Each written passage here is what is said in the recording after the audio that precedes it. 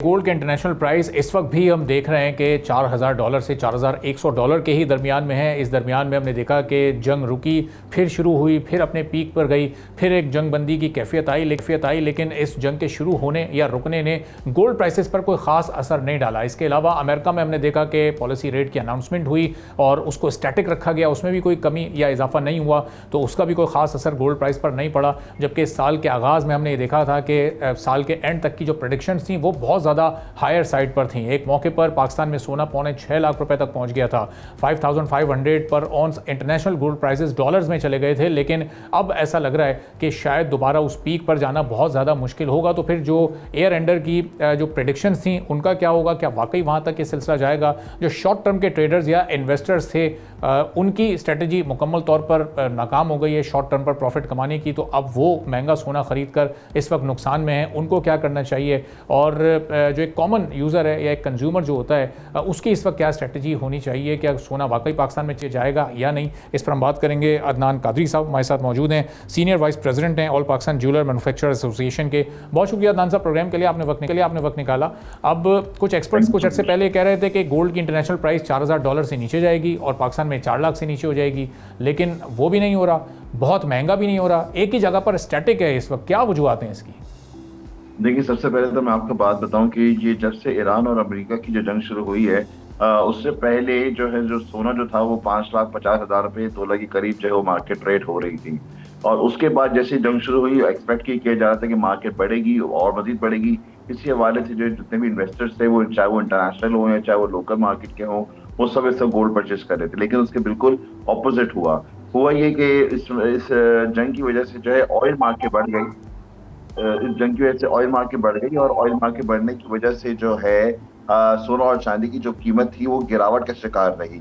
अच्छा, अब बात सारी आती है कि अब उसके बाद सारी बात से आती है कि जो आपने भी बात की इंटरेस्ट रेट के डेटा के हवाले से, इंटरेस्ट रेट के डेटा के बाद जो है एक्सपेक्ट किया जा रहा था कि मार्केट जो है दोबारा जो है वो बूम कर ऊपर बुलिश हो जाएगी। लेकिन बात सारी यही कि जो है कि इंटरेस्ट रेट अमेरिका ने अपना मुस्तहकम रखा, दैट मीन्स के लेवल पे रखा। उस लेवल के बाद जो है मार्केट जो $4,000 के अंदर जो जाने का जो खदशा हो रहा था, लेकिन वो $4,000 के अंदर नहीं गई।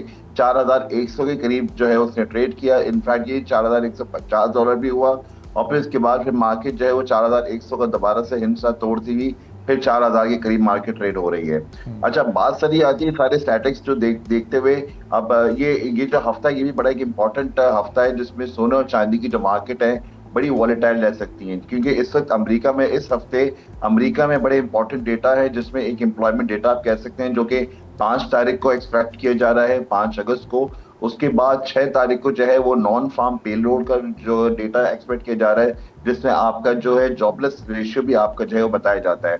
अगर इस रेशियो में अगर अमेरिका अपने आदाद शुमार को अगर बेहतर करता है तो इसमें क्या होगा कि सोना और चांदी की जो कीमतों में गिरावट का शिकार हो सकती है, जो कि अभी $4,050 के करीब जो मार्केट ट्रेड हो रही है। हो सकता है शायद वो $4,000 का जो है वो जो फिगर है वो नीचे तोड़ती हुई 3,900 पे चली जाए। लेकिन अगर अगर जो है अमेरिका अपने जो इंटरेस्ट, अपना जो स्टैट्स का जो डेटा अगर कुछ नेगेटिव की तरफ बताते हैं, तो फिर सोना और चांदी की जो है बढ़ने के काफी चांस हो सकते हैं। तो ये हफ्ता जो है बड़ा ये क्रूशल रह सकता है। या तो मार्केट ऊपर जा सकती है या 4,000 के अंदर मार्केट जो है 3,900 के करीब मार्केट ट्रेड हो सकती है।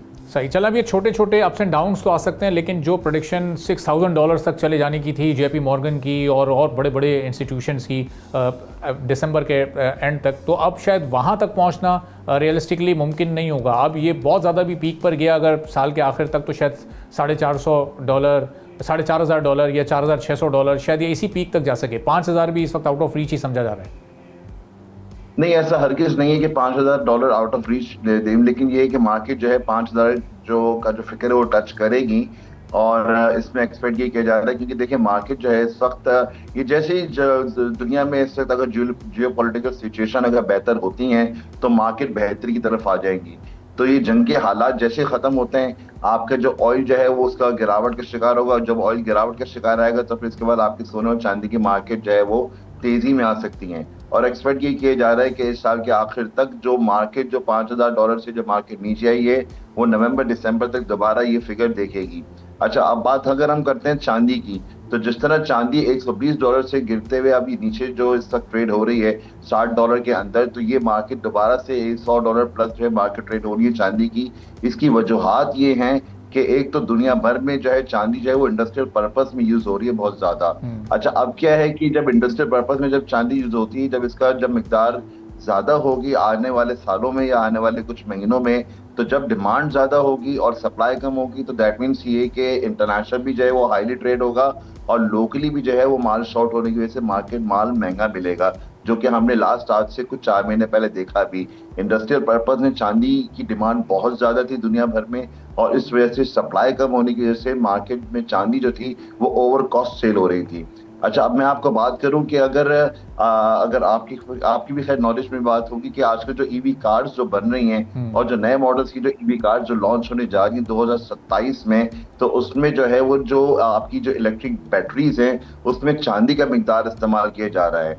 और अच्छा, चांदी जो है वो लिथियम का ऑल्टरनेट होगा, और अगर चांदी का अगर एक्सपेरिमेंट कामयाब हो जाता है बैटरीज में, तो जिसमें ये कहा जा रहा है कि चांदी की जो बैटरी होगी वो कुछ 20 मिनट में आपकी गाड़ी फुल चार्ज कर देगी, और वो 600 किलोमीटर जो है वो गाड़ी आपकी एवरेज दे सकती है एक बैटरी फुल चार्ज में।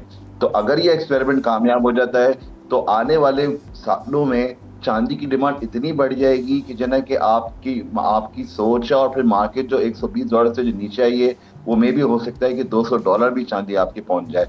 इसी तरह जब चांदी बढ़ेगी तो सोना भी बढ़ेगा। सही। तो अदनान साहब, ये इसका ड्यूरेशन ये कितना होगा? ये तो एक गेम चेंजर इन्वेस्टमेंट लग रही है सिल्वर में, ये अट्रैक्शन जो आप ये बता रहे हैं, लेकिन ये जाहिर है कि ये बड़ा एक लॉन्ग टर्म प्रोसेस हो सकता है, या ये विद इन फ्यू मंथ्स ये तब्दीली आ सकती है वाकई? देखिए, एक्सपेक्ट ये किया जा रहा है जो भी नए मॉडल्स की जो नई ब्रांड्स जो आपकी जो ईवी कार्स जो बना रहे हैं या ईवी बाइक्स बना रहे हैं, वो 2027 में बहुत मॉडल्स इसमें लॉन्च होने हैं, जो कि आप अगर अपना गूगल पे सर्च करें तो आपको सारी डिटेल्स भी आ जाएंगी। तो ये बहुत मुमकिन है कि देखिए, मैं आपसे क्या कह रहा हूँ कि जो मार्केट अभी नवंबर दिसंबर में आप रेट का चेंज देख लेंगे, मार्केट दोबारा जो है बुलिश होनी है, जिस रेट से आई है नीचे उस रेट पे दोबारा जाएगा। लेकिन 2027 के बाद शुरू में या मिड में आप बहुत बड़ा चेंज देखेंगे, स्पेशली चांदी की मार्केट में। चांदी की मार्केट इस वक्त बहुत बड़ा जो है इसमें चेंज नजर आ रहा है मुझे। तो अगर आप बात करें कि ड्यूरेशन की बात करें, तो मैं 1.5 साल की मैं ड्यूरेशन की बात कर रहा हूं आपसे। सब्सक्राइब करें और बेल दबाएं ताकि कोई खबर रह न जाए।